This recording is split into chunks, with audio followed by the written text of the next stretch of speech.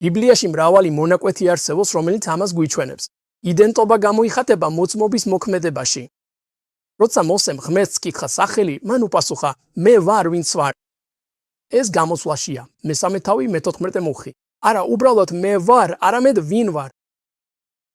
ვინ ამას მოწმობა სჭირდება? ღმერთი გამოიხატება იმაში, რასაც აკეთებს. იესომ ორი ძმის შესახებ მოკლა. ერთმა თქვა: არ წავალ, მაგრამ მაინც წავიდა. მეორემ თქვა: წამორ, მაგრამ არ თავიდა. რომელმა შეასრულა მამის ნება. იმან, ვინც იმოქმედა. ეს არის მათეს სახარებაში 21 თავი 28-დან 31 მუხლამდე. შემდეგ მან მოგდულები ამშილა. იოანე მოვიდა, რომ სიმართლის გზა ეჩვენებინა თქვენთვის, მაგრამ არ ირწმუნეთ იგი, ხოლო მებაჟებმა და მეძავებმა ირწმუნეს. იოანეს ავტორიტეტი ტიტულში არ იყო.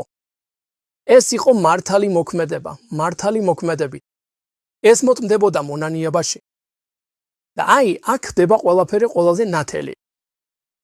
პეტრემ სცადა იესო დაეცვა ტანჯვისგან, მაგრამ იესომ უპასუხა: გამეცალე, სატანა. შენ არ ფიქრობ ღვთის საქმეებზე, არამედ მხოლოდ ადამიანურ საქმეებზე. ეს არის მათეს სახარება, მე-16 თავი, 23 მუხლი და მარკოზის სახარება, მე-8 თავი, 23 მუხლი. გამოიცხადა თუ არა ცოდვა ხორცში? არა, რა თქმა უნდა, არა. სტუნების, შიშის, თვითშენარჩუნების ხმა. იესო მას სახელი დაარქვა და უკან მოისროლა, რადგან ეს ხმა მისი ნამდვილი იდენტობა ნამდვილად არ იყო. ეს ხმა არ იყო მისი ნამდვილი იდენტობა. მან დაიმოწმა. და ეს ხმა უკან მოისროლა. ასე რომ, როცა ამას აკეთებ, დარჩება? რა დარჩა? ხედავ, შენ არ ხარ ის ხმა, რომელიც შენს თავში ისმის.